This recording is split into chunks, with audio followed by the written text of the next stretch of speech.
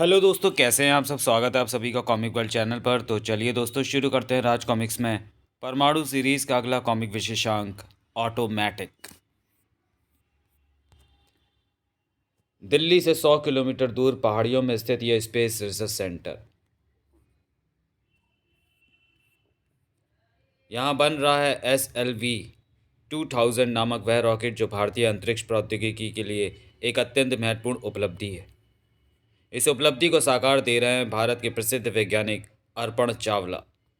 Professor Chawla की कई महीनों की मेहनत आज अपने अंजाम तक पहुंच गई थी। SLV-2000 is ready sir. इसे अंतरिक्ष में छोड़ने के लिए भी हरिकोटा भेजा जा सकता है।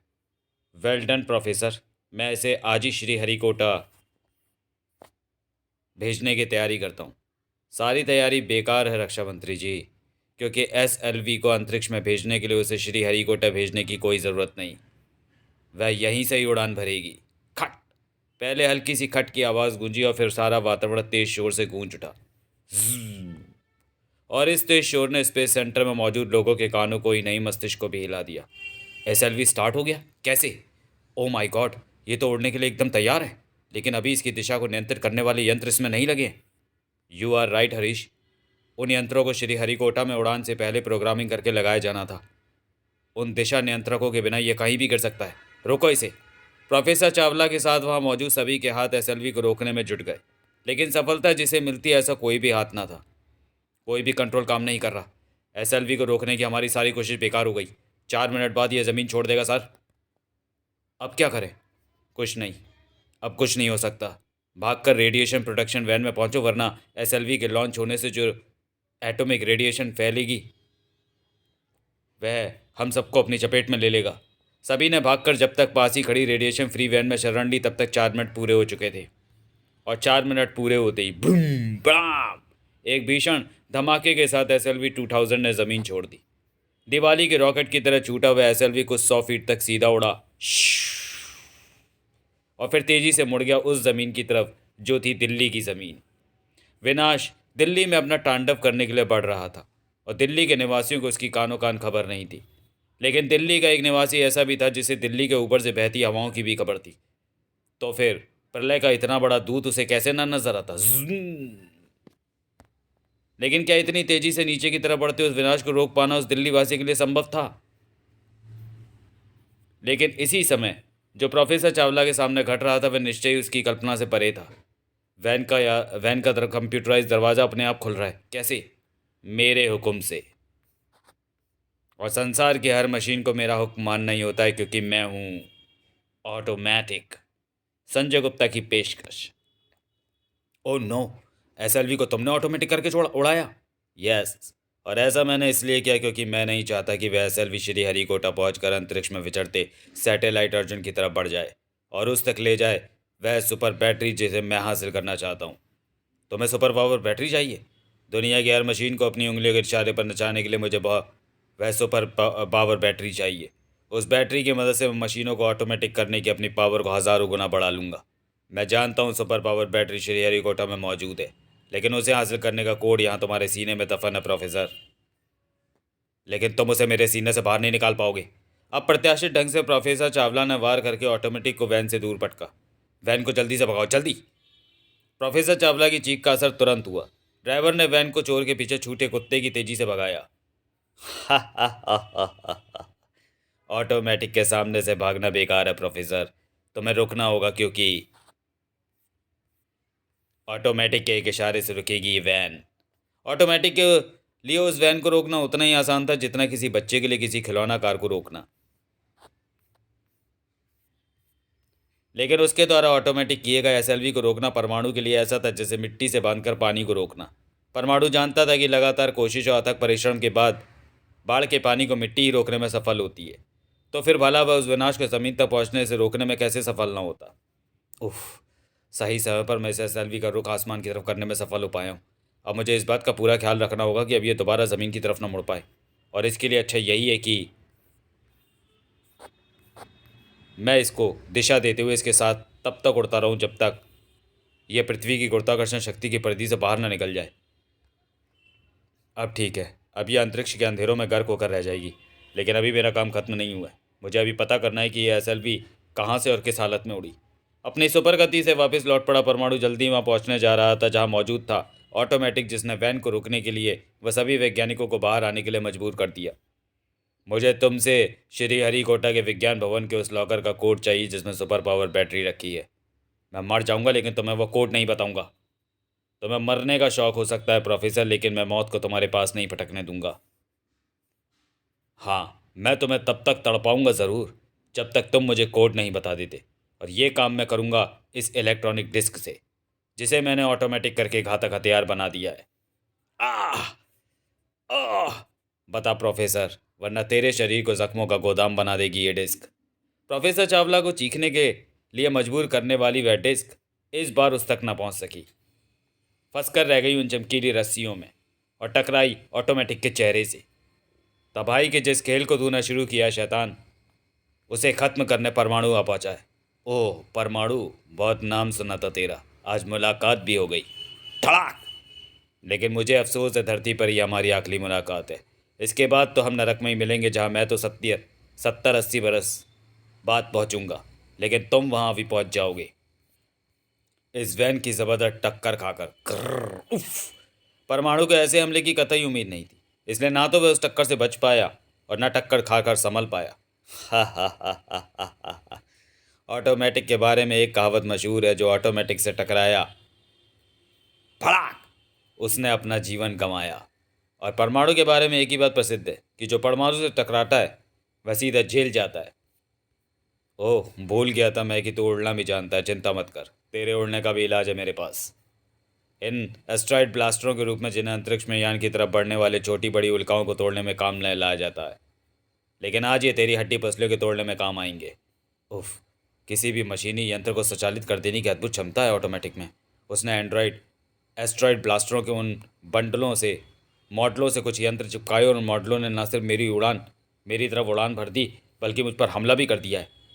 उन ब्लास्टरों को मैंने अपने पास भी नहीं फटकने देना, क्योंकि जो ब्लास्टर मजबूत और भारी उल्का से टकराकर उसके परखच्चे उड़ा देने में सक्षम है, वह तो मेरी हड्डियों को सुरमे से भी बारीक पीस कर रख देगा।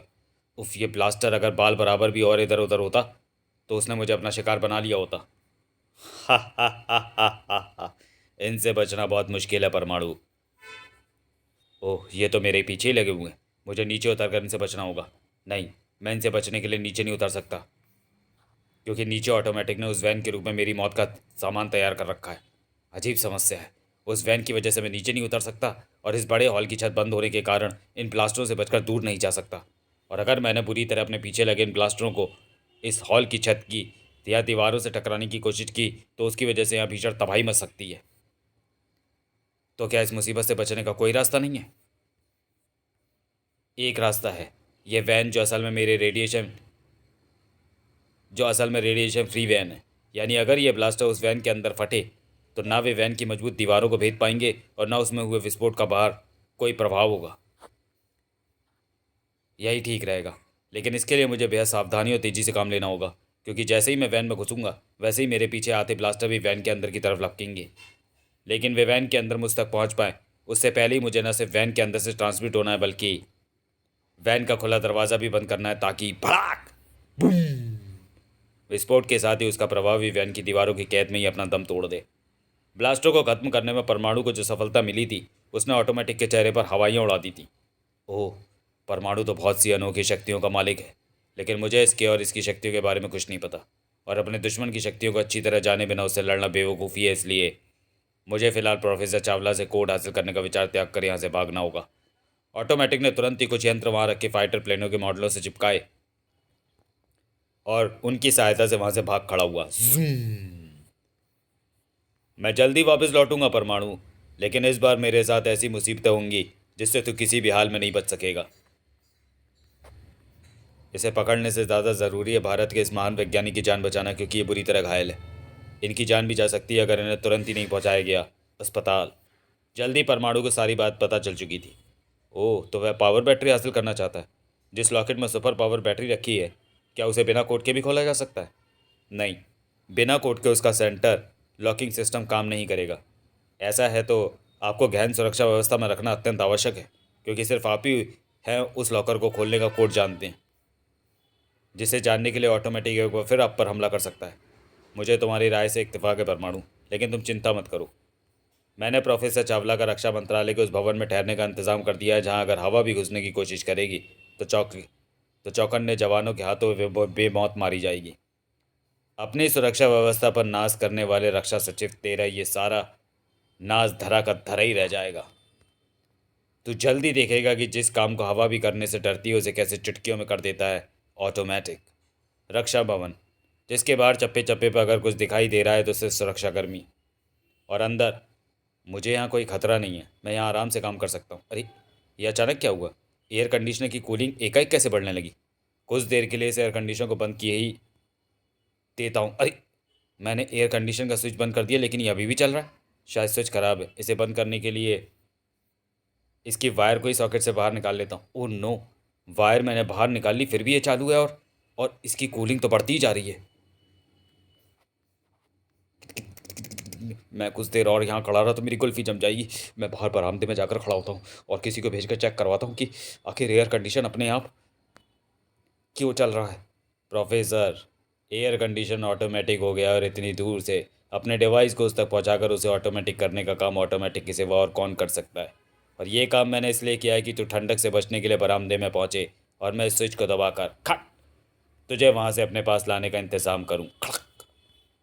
Cringe crunch. ओ नो, ये फौलाद का शिकंजा, ये मुझे उठाने आया है। बचाओ मुझे। खटाक तर तर तर तर फायर। इस पर सरकारी गोलियां क्यों बर्बाद करता है वो बेवकूफ़ों? गोलियों से इसका कुछ नहीं बिगड़ने वाला, कुछ और करो। इसे हम देख लेंगे सर। आप इस बख्तरबंद गाड़ी में पहुंचिए क्विक। मुख्य सुरक्षा अधिकारी ने तुरंत ही प्रोफेसर चावला को उस बख्तरबंद गाड़ी में बंद कर दिया, लेकिन फिर भी वो उनकी सुरक्षा नहीं कर पाया क्योंकि नहीं, प्रोफेसर चावला के साथ साथ उस बख्तरबंद गाड़ी को ही उठा लिया उस शिकंजे ने और फिर तेजी से ऊपर उठता चला गया। ये किसी क्रेन से जुड़ा हुआ कोई लंबा शिकंजा है। क्रेन पास ही होगी, ढूंढो उसे और प्रोफेसर को बचाओ। प्रोफेसर को बचाने में ज़मीन के रक्षक असफल हो चुके थे और जब ज़मीन के रक्षक असफल हो जाते हैं तभी सक्रिय होता है वह आकाश का रखवाला परमाणु। उस निर्माणाधीन इमारत के पास खड़ी कई क्रेनों में से एक क्रेन में प्रोफेसर चावला को अपने शिकंजे में जकड़ रखा है और ये काम निश्चय ही ऑटोमेटिक ने किया है जो यहीं कहीं होगा, लेकिन मैं उसे बाद में ढूंढूंगा। पहले मुझे प्रोफेसर को क्रेन के शिकंजे से छुड़ाना होगा। मैं जानता था परमाणु की तेरी निगाह प्रोफेसर चावला के इर्द गिर्द ही लगी होगी और तू उसे बचाने ज़रूर आएगा। इसलिए मैं इस बार इस बात की पूरी तैयारी करके आया हूँ कि तू मेरे रास्ते का रोड़ा ना बन सके। इधर ऑटोमेटिक की उंगली चली और उधर परमाणु को एक झटके से रुक जाना पड़ा और इस तरह रखकर उसने बचा ली अपनी जान, क्योंकि उसके ठीक सामने हवा में पवन चक्की की तरह घूम रहा था जिससे टकराने का एक ही अर्थ था, परमाणु के शरीर को चिथड़ों में लहरा जाना। साइन साइन। उफ, अगर मैं कुछ इंच आगे और उड़ा होता तो बड़ी बड़ी इमारतों को गिराने वाले इस वजनी गोले ने मेरे शरीर की इमारत को ढहा दिया होता। ऑटोमेटिक इस गोले को सिर्फ इसलिए घुमा रहा है ताकि मैं प्रोफेसर चावला को बचाने उस तक ना पहुंच पाऊं, और अपनी शैतानी कोशिश में वो सफल भी है, लेकिन सिर्फ तब तक जब तक मैं अपने इस बड़े शरीर के साथ मौजूद हूँ। जहाँ मैंने अपनी बेल्ट में लगा मॉलिकुलर कॉम्पैक्टर स्विच दबाकर अपने आप को सूक्ष्म रूप में बदला, वहीं ऑटोमेटिक की सभी कोशिशों पर पानी फिरा, क्योंकि इस सूक्ष्म रूप में मैं तेज़ी से घूमते उस गोले के बीच से ठीक वैसे निकल जाऊंगा जैसे पक्की पंखे के बीच में से गुजरती है। परमाणु के उस नए कमाल को आंखें फाड़े देख रहा था ऑटोमेटिक। ओह, सचमुच वंडरमैन है परमाणु। निश्चय ही उसने अपने शरीर को छोटा इसलिए किया है ताकि वह घूमते हुए गोले को पार करके प्रोफेसर चावला तक पहुंच जाए। वह अपनी कोशिश में सफल हो पाया या नहीं ये तो दिख नहीं रहा, लेकिन अगर वह घूमते गोले के बीच से निकल गया है तो वह जल्दी अपने सामान्य रूप में नजर आएगा, क्योंकि इस रूप में वह प्रोफेसर चावला को क्रेन से नहीं छुड़ा सकता। लो, मेरा सोचना सही निकला। वो सामने परमाणु अपने सामान्य रूप में नजर आ रहा है, लेकिन जिस तरह वह प्रोफेसर चावला को छुड़ाने की कोशिश कर रहा है उसमें तो वो 7 जन्म में भी सफल नहीं हो पाएगा। परमाणु को भी जल्दी पता चल गई ये बात। क्रेन ने बख्तरबंद गाड़ी को इस ढंग से फंसा रखा है कि प्रोफेसर चावला को गाड़ी में से निकलने का एक ही तरीका है, क्रेन के शिकंजे को खोलना, और उस शिकंजे को ताकत से नहीं खोला जा सकता, ये मैंने देख लिया। इसलिए उसे खोलने का भी एक ही तरीका है, क्रेन के कंट्रोल केबिन में जाकर क्रेन को कंट्रोल करने वाले को दबोचा जाए और फिर शिकंजे को कंट्रोल करने वाले लीवर की मदद से शिकंजे को खोला जाए। ओह, अचानक पीछे से गूंजी हल्की सी सरसाहट ने परमाणु को चौंकाया। दूसरे ही क्षण उसने अपने शरीर को एक तेज गोता खिलाया ठीक उसी क्षण वह भारी गोला सनसनाता हुआ उस स्थान से गुजर गया जहाँ क्षण भर पहले परमाणु मौजूद था। उफ! मेरी सतर्कता ने एक बार फिर मुझे इस गोले के हाथों मिटने से बचा लिया, लेकिन मुझे अपनी इस सतर्कता को चूकने नहीं देना, क्योंकि वह गोला एक बार फिर मुझ पर हमला करने आ चुका है और ऐसा ये तब तक करता रहेगा जब तक मैं ख़त्म नहीं हो जाता। इसलिए मेरे लिए अच्छा यही है कि प्रोफेसर चावला को छुड़ाने के लिए जल्द से जल्द क्रेन के कंट्रोल रूम में जाकर क्रेन के कंट्रोलर को दबोचा जाए। यहाँ तो कोई भी नज़र नहीं आ रहा।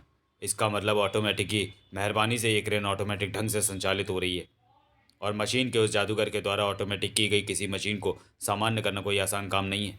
इसलिए मैं वह काम करूँगा जो ज़्यादा आसान है, और वह काम है इस क्रेन की सारी मशीनरी को नष्ट करना। और ऐसा करने के लिए मुझे सिर्फ हवा में लहराकर इस वजनी गोले से बचना है और फिर उससे बचते हुए मुझे पहुंच जाना है शिकंजे वाली क्रेन के कंट्रोल केबिन के ऊपर।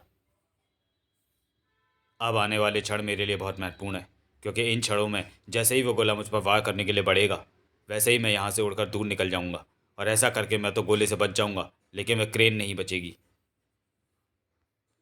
टनों वजनी गोले ने क्रेन के कंट्रोल केबिन के परखच्चे उड़ा दिए। इसी के साथ क्रेन के शिकंजे में जकड़ी बख्तरबंद गाड़ी छूटकर ऐसे गिर पड़ी मानो जैसे पेड़ से पका आम गिरता है, लेकिन कठोर ज़मीन से टकराकर उसका अंजाम पके आम जैसा होता उससे पहले ही परमाणु ने गाड़ी को लपक लिया। गाड़ी को ज़मीन पर छोड़कर परमाणु ने प्रोफेसर चावला को बाहर निकाल लिया। थैंक्स गॉड, मैंने समय रहते गाड़ी को लपक लिया। लेकिन अभी मुझे यहाँ से जाना नहीं है, क्योंकि मैं यहाँ से ऑटोमेटिक को भी अपने साथ लेकर जाऊँगा, जो आसपास ही कहीं होगा। आप यहीं रुकिएगा प्रोफेसर साहब, मैं अभी आता हूँ। परमाणु को जल्दी नज़र आया ऑटोमेटिक। वह रहा। तुझे अपने पास बुलाने के लिए मैं तेरे सामने आया हूँ परमाणु, क्योंकि मैं समझ चुका हूँ कि जब तक तू है तब तक मैं अपने मिशन में सफल नहीं हो सकता, और तू हमेशा के लिए मेरे रास्ते से कैसे अलग होगा इसकी तैयारी मैं पहले ही करके आया हूँ, इस छोटे से डिवाइस के रूप में। जैसे ही तू मेरे पास आएगा मैं इसे तेरी तरफ उछालूंगा, लेकिन कब मैंने इसे उछाला, कब ये तेरी बेल्ट से जा चिपका, ये मुझे तुझे पता ही नहीं चलेगा। और ना ही तुझे ये पता चलेगा कि तेरी बेल्ट से चिपकने के साथ वह डिवाइस तेरी मशीनी बेल्ट को ऑटोमेटिक करके उसके सारे कंट्रोलों को अपने कब्जे में ले लेगा, और ऐसा होने के साथ ही अरे, तू अपनी मर्जी से नहीं, ऑटोमेटिक की उंगली के इशारे पर उड़ेगा। ऑटोमेटिक के पास पहुंचता परमाणु का शरीर एक झटके से दूर उड़ता चला गया। अचंभित परमाणु को सुनाई दिया ऑटोमेटिक का वहशी ठहाका। हा हा हा हा हा हा। तेरी बदकिस्मती है परमाणु की अपनी कमर में बंधी मशीनी बेल्ट के बल पर तू ऑटोमेटिक का मुकाबला करने आया है। तेरी यही बदकिस्मती तेरे विनाश का कारण बनने जा रही है, क्योंकि अब तू उड़कर जा रहा है अंतरिक्ष की अंधेरी गलियों में। हा हा हा हा हा हा। ओह, बेल्ट का कोई भी फंक्शन काम नहीं कर रहा। इसका मतलब सचमुच ये बेल्ट ऑटोमेटिक के हाथों का खिलौना बनकर मुझे अंतरिक्ष में उड़ाकर ले जा रही है। प्रोबोट प्रोबोट। अनियंत्रित उड़ते परमाणु की मंजिल न जाने कहाँ थी। इधर ऑटोमेटिक ठीक अपनी सफलता के सामने खड़ा था। तेजी से तुम्हारे इर्द गिर्द घूमता ये गोला धीरे धीरे तुम्हारे पास आता जा रहा है प्रोफेसर। अगर मैंने इसे नहीं रोका तो तुम तक पहुंचकर तुम्हारे परखच्चे उड़ाने में से ज़्यादा देर नहीं लगेगी।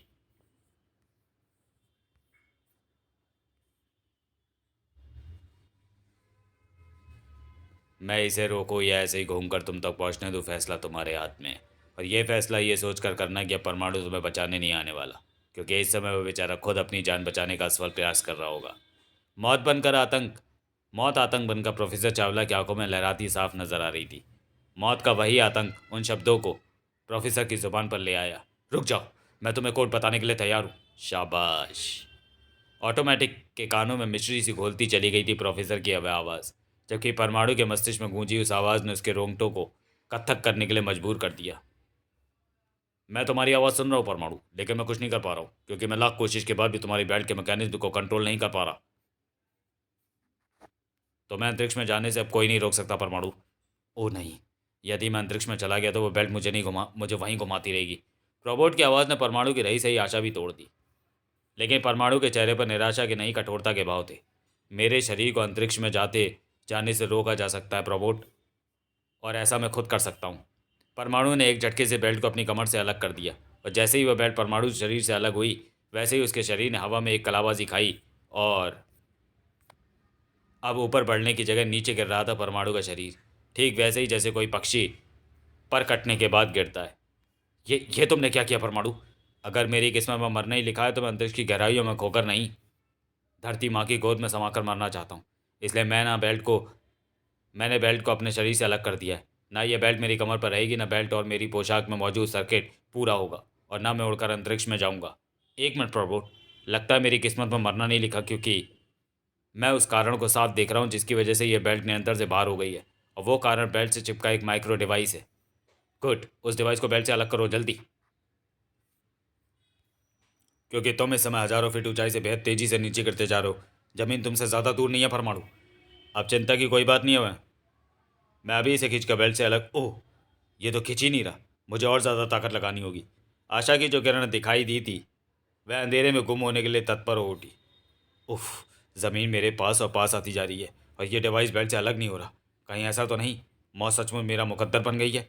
शायद ऐसा ही हो, लेकिन मौत को मात करने का एक रास्ता इस डिवाइस के रूप में मेरे सामने है।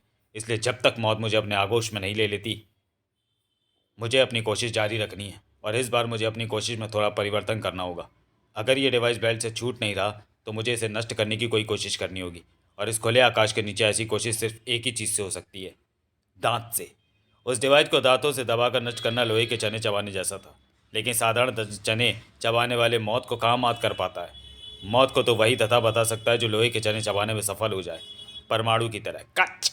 और परमाणु ने वह सफलता ठीक समय पर हासिल कर ली थी, क्योंकि जिस समय वह बेल्ट दोबारा कमर पर बांधकर लहराया उस समय जमीन उससे सिर्फ 1 फीट दूर रह गई थी। ओह, इससे पहले मैंने शायद ही कभी मौत को इतने करीब से देखा है। ऑटोमेटिक को मौत का ऐसा ही दर्दनाक खतरनाक नज़ारा करवा कर दम लूंगा मैं। लेकिन अब ऑटोमेटिक कहाँ मिलना था परमाणु को? ओह, भाग निकला ऑटोमेटिक। और प्रोफेसर चावला की हालत बता रही है कि वह यहाँ से अपने उद्देश्य में सफल होकर गया है। परमाणु का सोचना सही निकला। आखिर में मौत के आगे हार गया परमाणु। मैंने उसे कोड बता दिया, और कोड हासिल करने के बाद वह सुपर पावर बैटरी को हासिल करने सीधा श्री हरिकोटा जाएगा। सुपर पावर बैटरी को बचा लो परमाणु, मेरी वजह से वह एक देश के दुश्मन के हाथ लग जाएगी। आप मौत के आगे नहीं, ऑटोमेटिक नामक उस हस्ती के आगे हारे हैं प्रोफेसर, जिसमें मौत को हरा देने की ताकत है, लेकिन ऑटोमेटिक सुपर पावर बैटरी हासिल नहीं कर पाएगा। यह परमाणु का वादा है। श्री हरिकोटा विज्ञान भवन वह स्थान जहां रखी है सुपर पावर बैटरी, इसलिए इतनी अधिक संख्या में सुरक्षा कर्मी यहाँ मौजूद हैं। लेकिन सैनिकों की वह संख्या शायद उसके लिए कोई महत्व नहीं रखती थी, जो अपने आप को कहता है ऑटोमेटिक। मुझे ऑटोमेटिक कहते हैं। मैं सुपर पावर बैटरी लेने आया हूँ। उम्मीद है कि तुम मुझे नहीं रोकोगे। सही कहा, हम तुम्हें नहीं रोकेंगे, क्योंकि अगर हमने तुम्हें रोक लिया तो हम अपने उच्चाधिकारियों को ये कैसे बता पाएंगे कि ये उस आदमी की लाश है जिसने विज्ञान भवन में ज़बरदस्ती घुसने की कोशिश की थी। लगभग सभी सुरक्षा कर्मियों की गनें ऑटोमेटिक की तरफ तन गईं, लेकिन गनें गोलियां उगल पाती उससे पहले ही गड़ गड़ गड़, अरे ये आवाज़ कैसी है? गड़ गड़ गड़ गड़। ऊपर उड़ गई सभी सुरक्षा कर्मियों की निगाहों को ठीक अपने सिरों के ऊपर नजर आए वे हेलीकॉप्टर। ये हेलीकॉप्टर अचानक कहाँ से आ गए? इन्हें मैंने बुलाया है, और ये मेरे लिए मददगार बनकर आए हैं, और तुम्हारे लिए मुसीबत। ऑटोमेटिक की उंगली ने जैसे ही एक स्विच दबाया, वैसे ही मानो गोलियों की बारिश हो गई, और वह बारिश हुई थी हवा में लहराते हेलीकॉप्टरों से। तौ तौ तौ तौ तौ तौ। गोलियों के बौछार से साफ जाहिर था कि बहुत से सुरक्षा कर्मियों के आज दिन पूरे हो गए थे, इसलिए उन्हें गोलियों का शिकार बनना ही था। अगर वह बचाने वाला परमाणु रस्सी की बनी ढाल लेकर न पहुंचता, जिसे देखकर ऑटोमेटिक को लगा था 4400 वोल्ट का करंट। परमाणु परमाणु को तो मैंने अंतरिक्ष में भेज दिया था। यह परमाणु नहीं हो सकता। इतना हैरान होने की जरूरत नहीं है ऑटोमेटिक। यह घूंसा खा, इसका स्वाद तुझे बता देगा कि मैं 100% परमाणु ही हूँ। थाड़। आह, इसका मतलब किस्मत ने तेरा साथ दिया परमाणु, लेकिन किस्मत हर बार साथ दे ये ज़रूरी नहीं। ओह, गोलियों के साथ साथ अब ये हेलीकॉप्टर लेज़र किरणें भी उगल रहे हैं, और इन सभी का निशाना तू है परमाणु। अब ये तब तक तेरा पीछा नहीं छोड़ेंगे जब तक तू इस लोहे के मोटे कंटेनर की तरफ पिघल कर धूल में नहीं मिल जाता। उफ, सचमुच इन चारों हेलीकॉप्टरों ने मुझे अपना निशाना बना लिया है। इनसे निकलती बेहद घातक लेज़र किरणें मेरा कुछ बिगाड़ पाएँ या नहीं, लेकिन देश के लिए अत्यंत महत्वपूर्ण इस रिसर्च सेंटर को ज़रूर नष्ट कर देंगी। इसलिए मैं इन्हें अपने पीछे लगाकर यहाँ से किसी ऐसे स्थान पर ले जाता हूँ जहाँ मैं इन्हें आराम से खत्म कर सकूँ। परमाणु एक तरफ बढ़ा तो चारों हेलीकॉप्टर भी उसके पीछे चल पड़े, जबकि उन्हें ऑटोमेटिक करने वाली गोलियों की बाढ़ को काई की तरह चीरता अपनी मंजिल की तरफ बढ़ गया। तप तप तप तप। मेरी बुलेट वो पोशाक पर दिवाली के इन पटाखों का कोई असर नहीं होगा, लेकिन तुम मुझे अंदर डिस्टर्ब ना करो, इसका इंतज़ाम मैं किए देता हूँ। इस दरवाजे को ऑटोमेटिक ढंग से बंद किया है, बंद करके जिसे तोड़ना बोफोर्स के भी बस की बात नहीं है। और ये अपने मैकेनिज्म से तब तक नहीं खुलेगा जब तक इसे मैं नहीं खोलूँगा। इस गेट को बंद करके मैंने सुरक्षा कर्मियों को तो अपने पीछे जाने से रोक लिया, लेकिन अभी मैंने उस परमाणु को पीछे आने से रोकना है जो हेलीकॉप्टर से बचकर मेरे पीछे आ सकता है। और ऐसा करने के लिए मैं इस्तेमाल करूंगा यहाँ मौजूद सिक्योरिटी सिस्टमों का। पीप पीप पीप। मेरी ऑटोमेटिक डिवाइस बता रहा है कि सामने रास्ते पर आगे बढ़ना मुसीबत को दावत देने के समान है, क्योंकि जैसे ही कोई इस रास्ते पर आगे बढ़ेगा वैसे ही उस पर बिजलियाँ टूट पड़ेंगी। लेकिन ये बिजलियाँ ऑटोमेटिक की तरफ बढ़ पाए इतनी हिम्मत नहीं है इनमें। ऑटोमेटिक के हाथ से छूट का भी यंत्र हवा में उछला और ठीक एक पल बाद टक टक। गुड, मेरे यंत्र ने सारे सिस्टम को अपने कब्जे में ले लिया है। अब मुझे इस रास्ते पर आगे बढ़ने से कोई खतरा नहीं। लेकिन अब मेरे बाद अगर इस रास्ते पर हवा भी आगे बढ़ने की कोशिश करेगी तो देखते हैं उसका क्या अंजाम होगा। ऑटोमेटिक के मुंह से निकली हवा ने जैसे ही पीछे रास्ते में प्रवेश किया वैसे ही गजब हो गया, मानो हवा का अस्तित्व खत्म करने के लिए टूट पड़ी थी वे बिजलियाँ। बहुत तेज़ उड़ता है परमाणु, लेकिन अगर इस रास्ते से वह हवा बनकर भी आया तो ये बिजलियाँ उसे जलाकर राख कर देंगी। यह परमाणु का उड़ने की पावर का इंतज़ाम हुआ, लेकिन मैं कोई रिस्क नहीं लेना चाहूँगा। परमाणु की ट्रांसमिट और छोटा होने वाली पावर का भी कोई ना कोई इंतज़ाम करना होगा, और यह इंतज़ाम होगा सामने मौजूद पावर सेंसर और रेडियो एक्टिविटी को कैच करने वाली उन यंत्रों की मदद से। अपने बेमिसाल ऑटोमेटिक यंत्रों और अनोखे ज्ञान के साथ पावर सेंसरों और रेडियो एक्टिविटी यंत्र से उछल गया ऑटोमेटिक। कुछ पलों बाद ही विजेता सी मुस्कान थी उसके अधरों पर। मैंने अपना काम कर दिया और मेरे काम में कितना दम है मुझे इसे चेक करना होगा। परमाणु ऊर्जा युक्त यंत्र से यहाँ के रेडियो एक्टिव यंत्रों की क्षमता को मैंने इतना ज़्यादा बढ़ा दिया है कि परमाणु यहाँ से ट्रांसमिट होकर नहीं गुजर सकता, क्योंकि अगर उसने ऐसा किया तो उसके शरीर के रेडियो एक्टिव कणों में ठीक ऐसा ही विस्फोट होगा। परमाणु में एक और अनोखी पावर है छोटा होने की, लेकिन मेरे ख्याल से वह इस बॉल जितना छोटा नहीं हो सकता, और इतना छोटा हो भी ले तो भी कोई फ़ायदा नहीं होगा, क्योंकि इस रास्ते पर मौजूद सेंसर इस बॉल को भी जलाकर राख कर देंगे। भाग! उन इंतजामों से संतुष्ट होकर ऑटोमेटिक जब इत्मीनान से अपनी मंजिल की तरफ बढ़ गया, मैंने पीछे जो किया वे सभी एक्स्ट्रा इंतज़ाम थे, क्योंकि मैं जानता हूँ कि परमाणु की जान को आफत में डाल रखा होगा। उसके पीछे लगे हेलीकॉप्टरों ने। ओह, परमाणु रस्सियों के बाद ये परमाणु छल्ले भी इन हेलीकॉप्टर का कुछ नहीं बिगाड़ पाए हैं। इसका मतलब ऑटोमेटिक को इस बात का अंदेशा था कि मैं उसके रास्ते में आ सकता हूँ, इसलिए उसने इस बात का पहले ही इंतज़ाम किया हुआ है कि मैं अपनी किसी भी पावर से इन हेलीकॉप्टर को ख़त्म ना कर पाऊँ। लेकिन अगर ये मेरी पावर को ख़त्म नहीं होंगे तो कैसे ख़त्म होंगे? समझ गया, कैसे ख़त्म होंगे ये। लेकिन इसके लिए पहले मुझे एक हेलीकॉप्टर में घुसना पड़ेगा और फिर अपने शरीर को छोटा करके तेज़ी से उसमें से निकलना होगा। बाकी का काम हेलीकॉप्टर से छूटी घातक किरणें अपने आप करेंगी। दुश्मन के हथियार को दुश्मन के विरोधी प्रयोग करने के परमाणु के सिपाही ने पड़ाक जल्दी ही जीत का सहरा परमाणु के सर पर बांध दिया। पड़ाम! अब मुझे देखना है ऑटोमेटिक को, और इसके लिए मुझे शायद इस हेलीकॉप्टर की ज़रूरत पड़े। इधर ऑटोमेटिक। ये है वो लॉकर जिसमें रखी है मेरे डिज़ाइनों को बला की ताकत देने वाली सुपर पावर बैटरी।